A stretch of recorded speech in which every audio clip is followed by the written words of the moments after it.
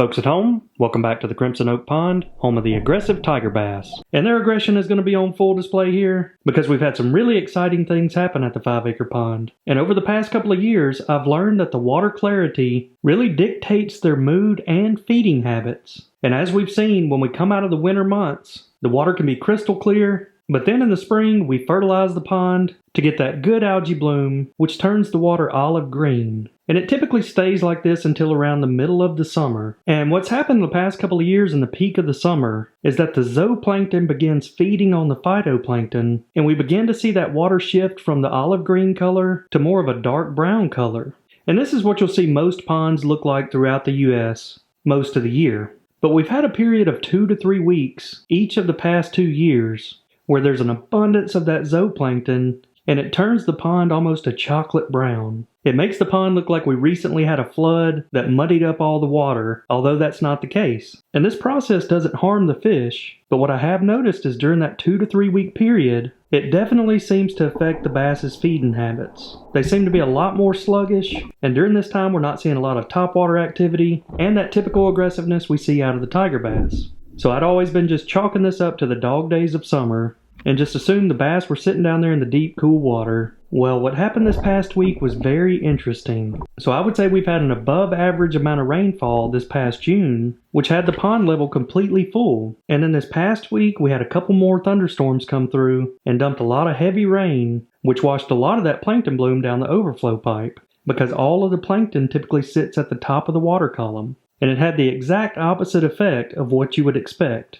The water looked real muddy prior to the rain, and then the water cleared up after some of that bloom was washed away. And it really was like a light switch was flipped on, where the tiger bass went from being dormant and not active at all to as aggressive as I've ever seen them. This past week, I've seen big schools of bass grouped up, sometimes 20 to 30, traveling down the banks in a major feeding mode. But that's when it dawned on me that ponds are very similar to aquariums. So when we kept Bonnie and Clyde and even Moby in our 300-gallon aquarium, we would do weekly water changes where we would remove 25 to 50% of the water and replace it with fresh water. And if we ever skipped a week or two, you could see the bass getting a little sluggish as those water parameters weren't ideal. And just like in this case, right after the water change, the fish's behavior went right back to normal. And I guess I hadn't ever thought of that in terms of a pond because it gets fresh rainwater all the time. But what I learned this week is that sometimes you need a percentage of that water to spill down the drain pipe to help get those parameters back in check. But it wasn't just the bass. It seemed all the fish in the pond were thriving this week. And for some reason, the majority of them all pushed up shallow. And we began seeing thousands of little small bluegill, and there were even some baby bass mixed in there. But there's one thing for certain, this rain ignited a feeding frenzy. So I spent a decent amount of time with the drone in the air, watching these schools of bass, trying to learn a little bit more about them. And I found scenarios like these very interesting, because you can see a school of bass is chasing a little small school of bluegill into a pocket. And right when they have them surrounded and they're at a perfect ambush point, they just swim right past them and let them go. And then they spook out one particular species out from under the tree that gets the attention of the group and even turns them around. So that really piqued my curiosity. And I say this all the time, I feel like the bluegills are the least desired forage fish for these bass. Because I watched them swim down long stretches of bank and get in numerous scenarios where they had the bluegills pinned in, and every time it seemed they passed them up. So naturally I was thinking, well, what is it that these bass are targeting? And this time of year we do have a few different options. The tilapia are spawning, so there's a lot of baby tilapia. There's also an abundance of threadfin shad, as well as those big adult golden shiners we added. But after this school swam down a long stretch of bank, they finally found the fish they were after. And let's see how things unfold. Man, that was wild. And things happened so fast it was hard for me to see what type of fish they were chasing. And even when I slowed things down, it was still difficult. But if you pay attention right here at that red arrow, you'll see this small fish leap a couple of feet into the air, which clues me in that these are the adult golden shiners, because the threadfins and tilapia don't jump that high. But I found it odd that these bass were already in that wolf pack mentality right here in the middle of the summer, because usually that's something you'll see around the fall. But I think that the water exchange and all of the bait fish moving up shallow is what triggered these bass to school up and start working together. And another thing I'm curious about with these wolf packs of bass is how beneficial it really is to them, because they swim laps around the pond waiting to get in those perfect opportunities, and I'm not sure that the bait fish they capture is worth all of the energy they put into locating them. But you'll see here we got another perfect scenario coming up where the bass have the shiners cornered in and one little group stayed behind, and once the first one strikes, they all go into attack mode, even knocking some of the bait up onto the bank.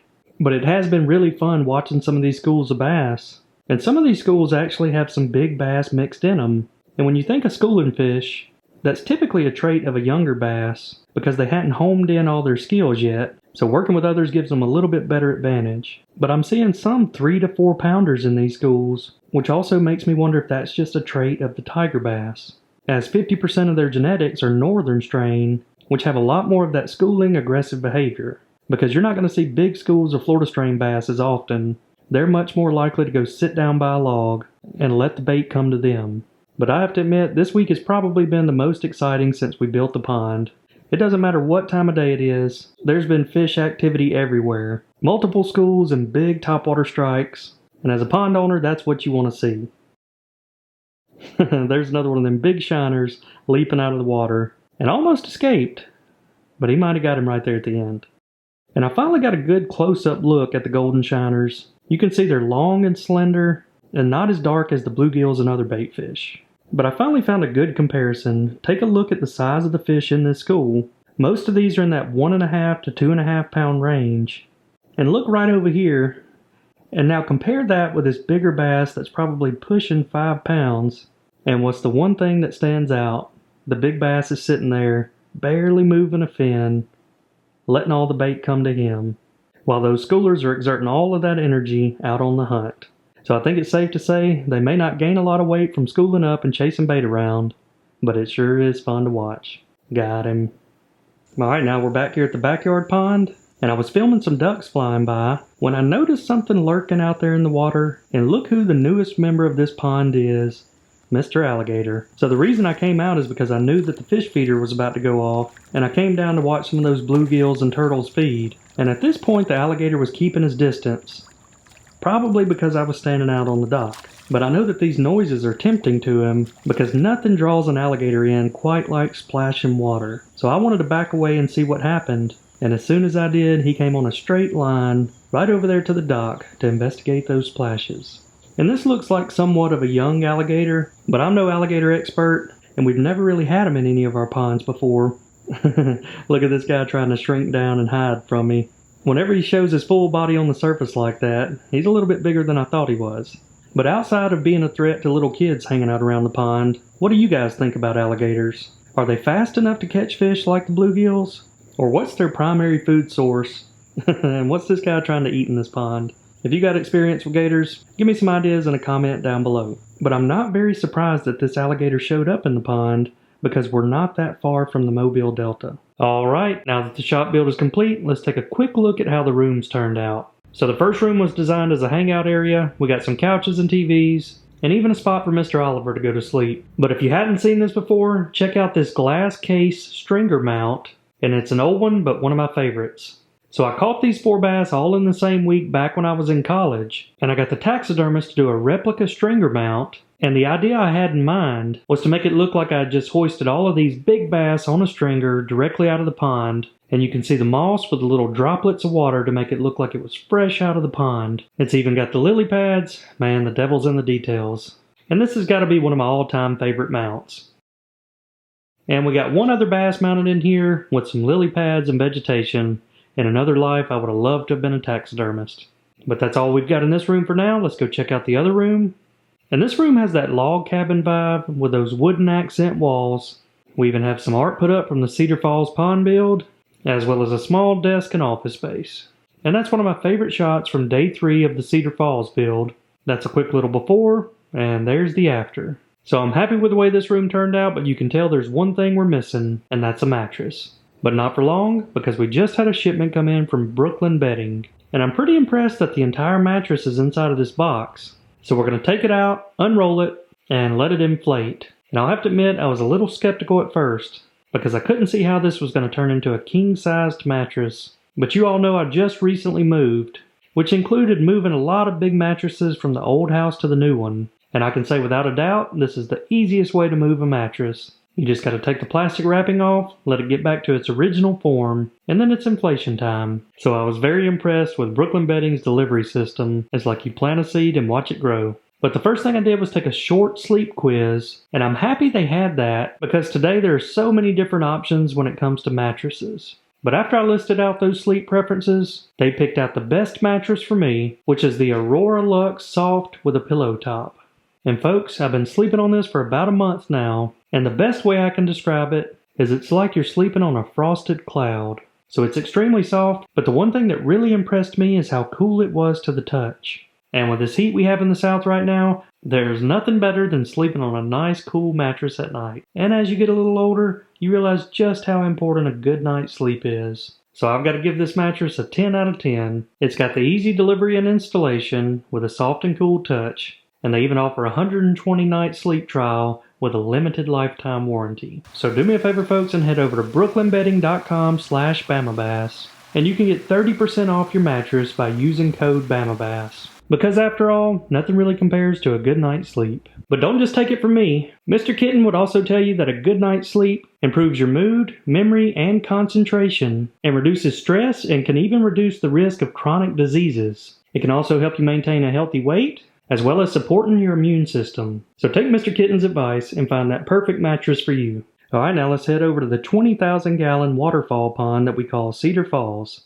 And man, I can't say it enough, I love this pond this time of year. The pond is covered in lily pads with these big, beautiful blooms. And I could sit out here all day. This is my happy place.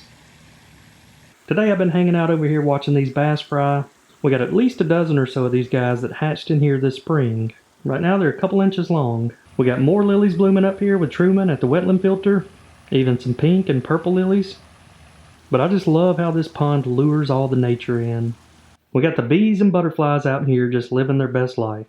So now it's time for an update on the tilapia. If you missed the video last week, we had some tilapia spawn in this pond, and it was actually my first time to ever see a mouth brooder. And this tilapia has done a really good job at protecting all of those newly hatched tilapia fry, and I think that it's an amazing skill that they have, because whenever it senses danger, it signals all of the fry, and they swim into its mouth, where they'll remain until the danger goes away, or the tilapia brings them to a safer place, and then releases them all back out. So very interesting stuff, and I've gained a lot of respect for the tilapia species. But like I said, the numbers are still up, maybe because those babies are still too small to gain any interest from the other bass. But also, I never thought a bass would feel threatened by a tilapia, but this one does a really good job of running them off. So shout out to this tilapia for doing a good job. 10 out of 10 parenting skills. So it's feeding time, and we're going to add 2,000 golden shiners, and should get some pretty incredible topwater footage. But it looks like we got the entire gang right here, so we're going to do a quick who's who introduction. So Johnny, June, and Eve were all born in this pond, and Tiger was one of the original bass that we stocked in the 5-acre pond. We got Moby, the most aggressive bass of all time, Smalley, the smallmouth bass, but today we're going to focus on the fish called Spot, the spotted bass, and you can tell it's him by the big white spot on his back. So I'm going to start off by saying that every bass in this pond is aggressive, and that's why watching Spot here is fascinating to me, because even though he's one of the smallest fish in this pond, his feeding skills are next level. So the first drop was chaos like always, but then Spot captures the next one, and his ability to circle back around and hone in on the next shiner is incredible. So he's at the top, and even though he wasn't the closest one, he was still right there in the mix, but not sure if he got that one or not. But he definitely got that one. But that's why I had to stop and slow some of this footage down, because I thought all along that Spot was the one with these aerial assaults. And now that I've confirmed it, I just find it fascinating that if you drop 10 shiners into a pond full of hungry bass, that the smallest bass in the bunch could get 7 or 8 out of the 10. That is just wild to me. It almost makes me wonder if he's got some different attribute where he's able to see them in the air and react quicker, or if it's just simply he's just more aggressive than the rest. But this is 100% a good example of how spotted bass can take over a fishery. If they're always the first one to act, it's going to force all the other fish to A, either be a lot more aggressive, or B, not get to eat as much. But I do find that funny because he's in a pond with Moby, and knowing Moby, he would probably just eventually eat the spotted bass and solve that problem. But eventually the little spot gets full, and it's everybody else's turn to eat. But I also never really knew the volume of forage fish a bass could eat until I was the one having to feed them. But a bass is unique in that its metabolism directly correlates to the water temperature. So right here in the peak summer, their metabolism is at an all-time high, as you can see in both of these ponds, and these 2 bags of shiners will only last maybe 2 to 3 days. And what's interesting is that they all eat until they get full, just with me tossing these shiners in, and they're an easy meal. And then when I release the rest of the shiners, the bass are full and it gives them a good time to acclimate to the water temp and conditions, and so after a couple of hours, they're back to 100%. And usually they school up and get into the little shallow pockets like the wetland filter or right at the base of the waterfall. And that's how I can always check the bait fish populations, just by walking around the edges and seeing how much bait is left. But what I think happens a lot in this pond is these bass feed heavily at night, especially when the night lights come on, because the bigger bass don't like going up in those shallow areas to chase the bait. But at night, there's something about the lights that draw the shiners out into the pond, and I think that's when a lot of the feeding activity occurs. So I may install some cameras to monitor these nighttime feedings and see if that is true. So I saw one of those schools of bass in the 5-acre pond, and I wanted to see how they would react if I tossed them a few shiners in. And just like I expected, they ate them up quick. After all, that's the same species they're targeting. So a nice little snack for them. But we also had another new visitor here at Cedar Falls, and I thought for a second it might be the Ninja Turtle we brought out here a few weeks ago and released in the 5-acre pond. But that one had a yellow belly, and this one appears to be an orange belly. As always, happy to have new visitors, unless you're the culprit and the reason I've been seeing floating lily pads around. But I doubt this guy can do too much damage. So we decided to take a quick trip to the Delta, and little Oliver cracks me up. We couldn't even put the boat in and pick Liz up before he's already got that fishing pole hanging over the side of the boat. He's gonna love fishing just like his parents. But we got the whole family out on the water today, and you can see there's the lower Alabama state bird, the seagull. These guys are everywhere. But the mission for today was to return to the home of Moby and try to catch a new species for the aquarium. And if you guys didn't follow the story several years ago, we caught Moby when he was about 3 weeks old, back in one of the most remote and swampiest locations you'll ever see. It's like a little bayou or cove right off the main river, and a perfect breeding ground for an aggressive bass like Moby. There's cypress trees and moss everywhere, and you immediately get that feeling that there's some bad things living in here. But the goal was to catch another Moby Jr., but unfortunately a lot of trees had fallen over and blocked the entrance, so there was no way for us to get back in this bayou where we caught him. And before Oliver could barely even wet a line, we got a message that a major storm was rolling in, so we had to pack things up and abandon this mission. And as the storm started blowing in, things started getting choppy pretty quick. Not the best flight conditions. And we got the kids back to the landing just in time, which was good because this was a nasty storm. So that mission is to be continued. Alright, now we're over here at one of the bluegill feeders. It's about to go off. Usually these feedings are chaotic, and sometimes we get to see a flying bluegill. But the one thing I've learned about the bass that hang out around the bluegill feeders is that they're what you call an opportunistic feeder. So they sit right here around these bluegills all day long and could probably catch any one of them they wanted to, but most of them wait until that feeder goes off because they know they'll have a much easier opportunity whenever that bluegill gets distracted. And most of our bigger bass that are 5 pounds and heavier live somewhere in the vicinity of one of the feeders. And I think that in order for them to get that big, they have to be more of the opportunistic type versus the schooling type. And it's just like with humans. If you just sit still all day and eat, you're gonna gain weight. Or if you're out running marathons like these schooling bass are, it's gonna be really hard for you to gain weight. But it's starting to make a lot more sense to me, and when I look at our database that has all of our fish catches, and in the past I've been puzzled when I see some fish losing weight and others gaining weight, but now we're starting to see that even though all these fish live in the same body of water and have the same amount of forage fish available, that something just as simple as their feeding habits and how much energy they expend can be the sole difference in if they're a 3-pounder or a 6-pounder.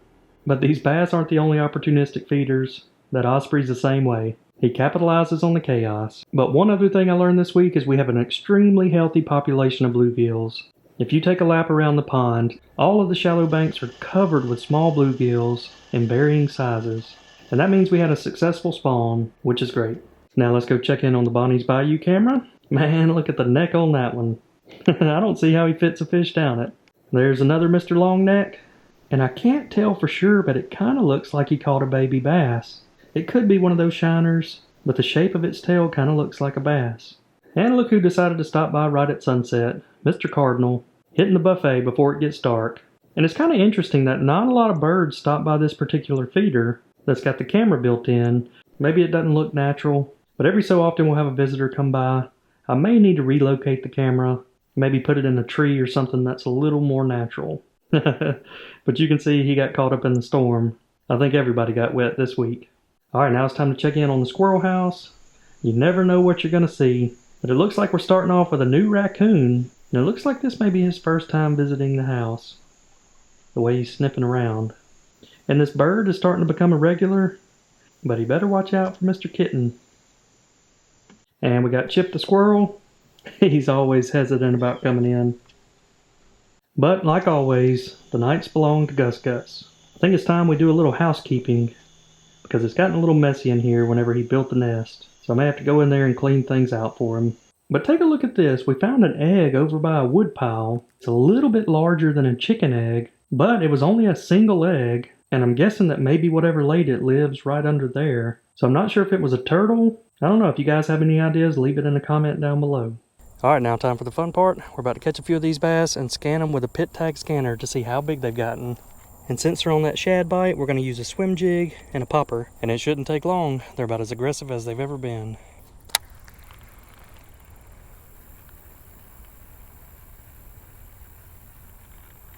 Here they are.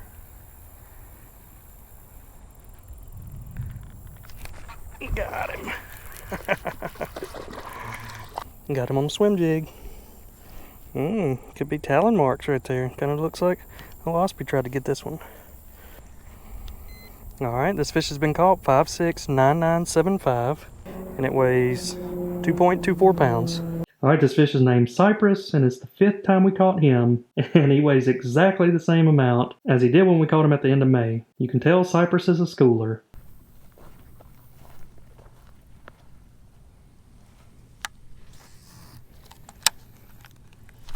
Got him.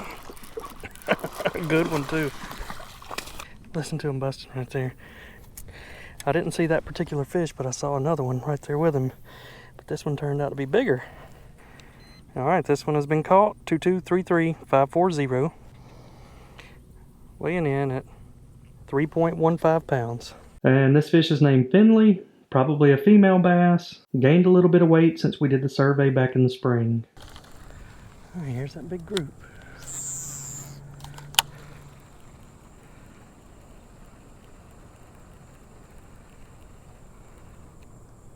Got him. Got him.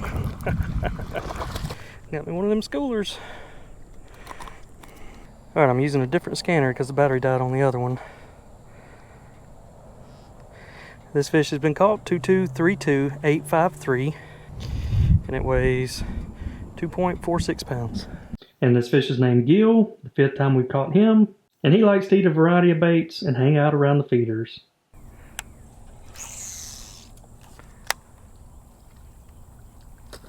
Got him, but I got the smaller one. Oh, look, another one trying to grab it. Healthy one. Alright, this fish has not been caught. Alright, this fish's new tag is going to be 2232899, and it weighs 2.24 pounds.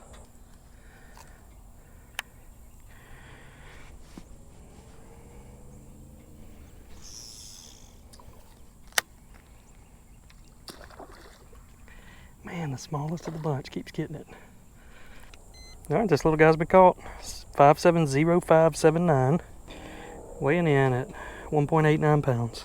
And hey, look who it is we caught Saban. It's only the 2nd time we've caught Saban, and he needs to hit the weight room and beef up a little bit. Probably another schooling bass.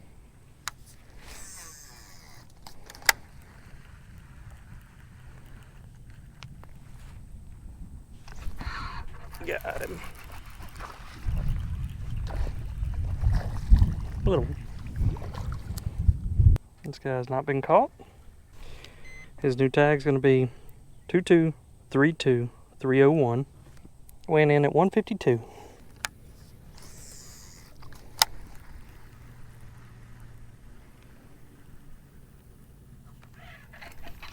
Got him.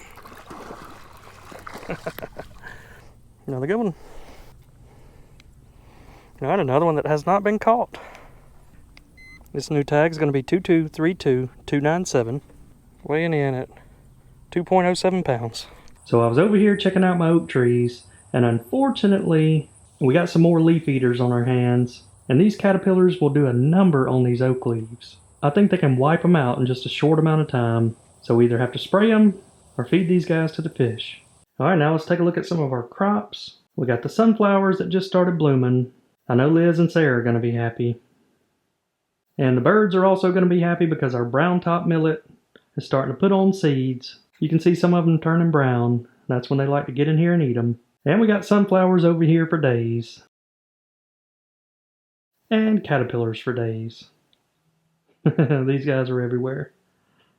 So this is funny. We had Oliver over here playing in the beach area at the pond. And look who swam up to him to say hello. Mr. Moby. And it's funny too because Moby sat there and stared at him for a while. I think Moby's saying, boy, I remember when you were just a baby. Because after all, Moby lived in the 300-gallon aquarium inside of our house. I wonder if he recognizes him. Alright, time to feed the deer. And since the bucks are in velvet, we're going to do a little experiment today. So I've been feeding them a heavy dose of high protein, like this roasted soybeans and corn mix. But today we're going to compare it with soybeans and peanuts. So here on the right, we're going to have the soybean and corn mix.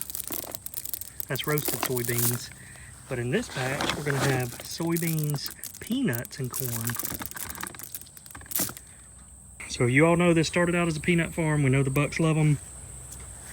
I'm going to put the peanuts in the left pile, the regular soybean mix in the right pile, and see if they like one over the other. Well, it brought a small group of bucks in that are in velvet, and you know they think it's good when they start getting aggressive. Another mama doe that's about to pop. And speaking of mamas, Mrs. Raccoon had some babies. Look at the twins bouncing around and playing. I think the doe's not quite sure what to make of the babies. And it also may be the first deer that the babies have ever seen. And Mr. Spike testing his reflexes. And some more bucks and raccoons. But that's why we're feeding them this protein, so they can develop those antlers. Now they got spooked by something.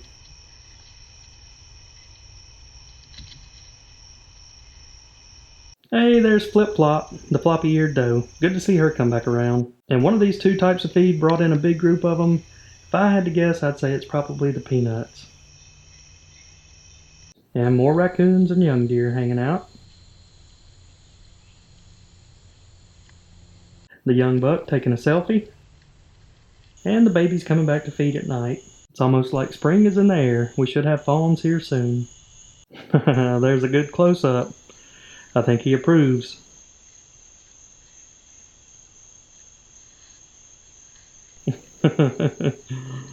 Yeah, I'd say he enjoys it. Hey, look who it is, Mr. George Jones, hanging out with a buck deer.